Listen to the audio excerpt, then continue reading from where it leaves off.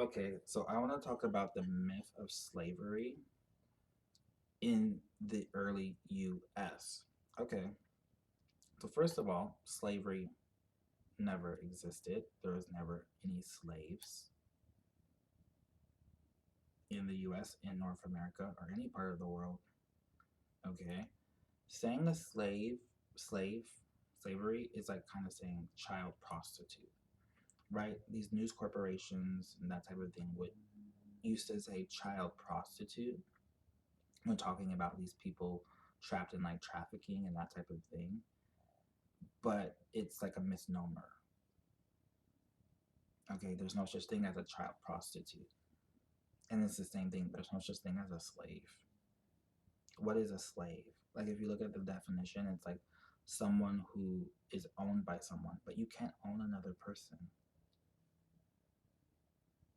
You can't own another person, so there's no such thing as a slave.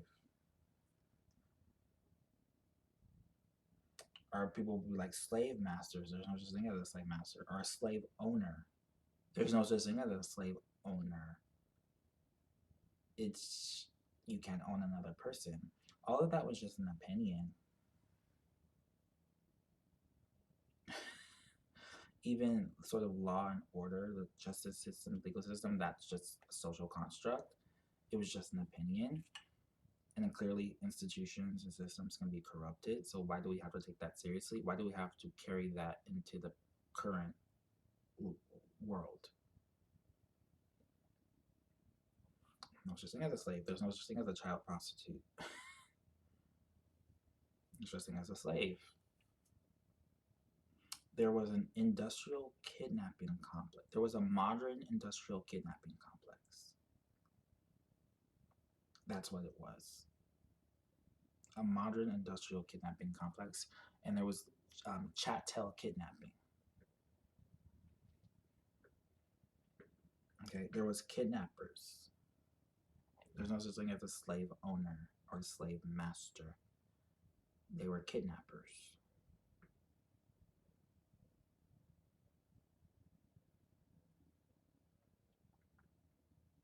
Okay, there was a modern industrial kidnapping complex where people went around kidnapping people. That's it. And then on top of that, um, so chattel kidnapping was a new concept, and that was not sort of um, integrated in the U.S. until right. They say that people started these sort of modern settlers in the U.S. started settling around 1607, 1609. But that chattel kidnapping wasn't very. It didn't solidify until like 100 years later. Okay, so the people that um, these people kidnapped, like from Africa, first of all, there were indentured servants um, as well. And then a lot of these people were Creole. Okay, there was sort of settlements, modern settlements in Africa, like exo settlements in Africa by the Portuguese in like what is now known as Nigeria and Angola. So there was already trade and admixing and all that type of thing happening in those places. So a lot of these people that were coming over, they were identified as white, but they were actually like admixed Creoles. And then the more sort of black identified people, some were coming as indentured servants. And then chattel kidnapping didn't solidify until like 100 or more years later. So actually, these sort of people who would be called what we would call black identified people were, owning property. They were in politics. They were marrying freely and that type of thing. Some of them were working with indentured servants as well. Okay. Um, a lot of them already had surnames because of that sort of Portuguese settlement. A lot of them are multilingual. Okay, these were Atlantic Creoles, early Atlantic Creoles in the U.S. And then when the chattel kidnapping started, or the kidnapping started kicking up, even those people could gain freedom, total freedom, if they were baptized or something, or if they bought it, or how, like, if the child, if a black identified person married a white identified woman, that child would be free. Because there's millions of people. They were called free people of color. There was always this large population of black identified people that were never chattel kidnapped in this country. But all these movies and that type of thing are always like, you know, depicting as it was like this perpetual slavery, and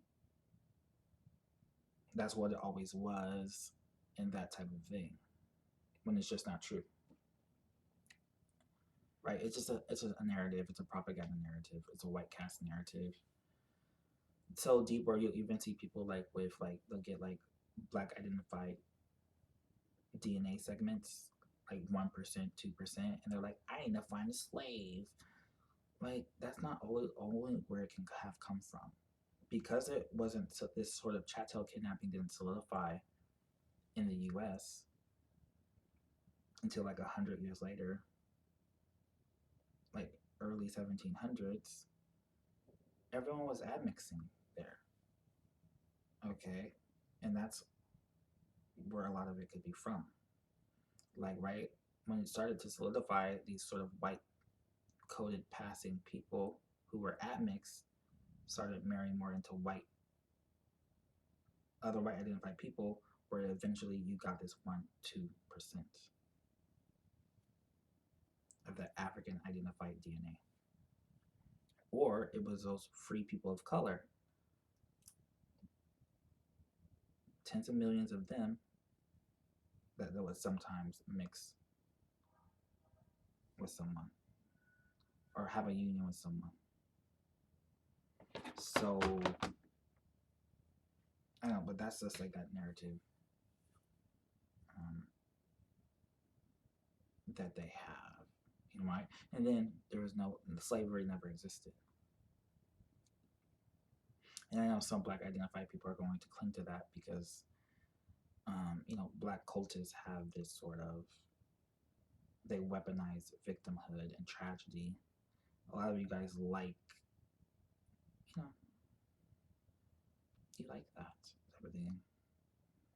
Right? So you can weaponize it. Like how a lot of you act like it happened yesterday. Like the Chinatown kidnapping complex ended quite a while ago, but because you guys watched these movies, these slave movies, and that's what we were taught in history, like 5 seconds, and black people were slaves, you kind of integrated, download that, which is their intention. They want to trap you in this sort of conquer and divide caricature, but you guys just, instead of sort of weaponizing it, because it never happened. Never happened. I mean, yes, there was the um, the industrial kidnapping complex, but it wasn't slavery. There's no such thing as a slave. And it was like very dehumanizing and grueling and this severe hardship, but it wasn't slavery.